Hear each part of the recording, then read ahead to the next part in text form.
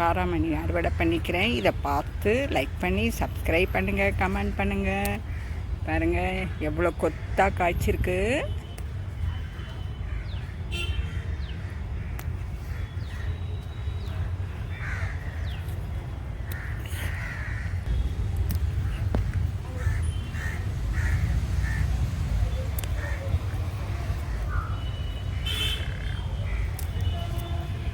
நார்ச்சத்து காய்ங்க இதெல்லாம். பாருங்கள் பந்தலுக்கு அதுக்கு எவ்வளோ ஒரு சின்ன இடத்துல எவ்வளோ காய் வந்திருக்கு பாருங்கள்.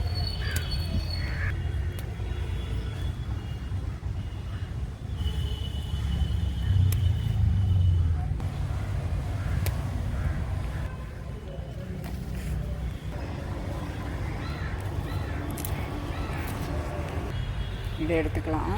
அங்கங்கே வச்சுருக்கேங்க. இங்கே வேங்கரி கத்திரிக்காயில் பூத்துருக்கு. சங்குப்பூ கொஞ்சம் எடுத்துக்கலாம். இங்கெல்லாம் கோவக்காய் இப்போ காய்க்குது, எடுத்துக்கலாம்.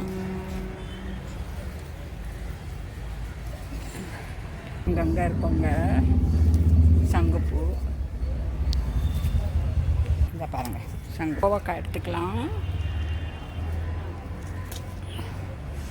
சிகப்பு காராமணி வந்துக்கிட்டு இருக்குங்க. இங்கே பாருங்கள் பட்டர்ஃப்ளை. இங்கே பாருங்கள், இதை எடுத்துக்கலாம். நான் கருவேப்பிலை கட் பண்ணிக்கிறேன்.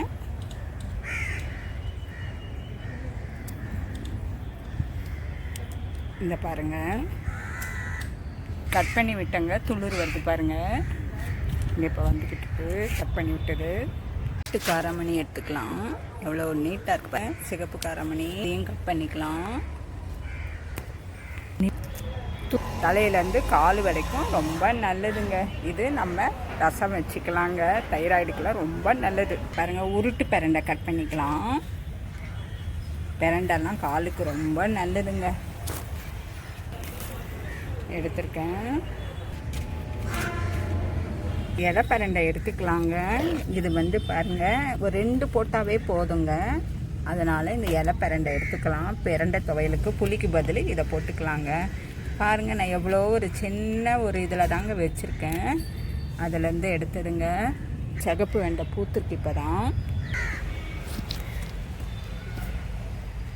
நம்ம மாடி தோட்டத்தில் என்னென்ன அறுவடை பண்ணியிருக்கோன்றத பார்க்க போகிறோம். இதை பார்த்து லைக் பண்ணி சப்ஸ்கிரைப் பண்ணுங்கள், கமெண்ட் பண்ணுங்கள்.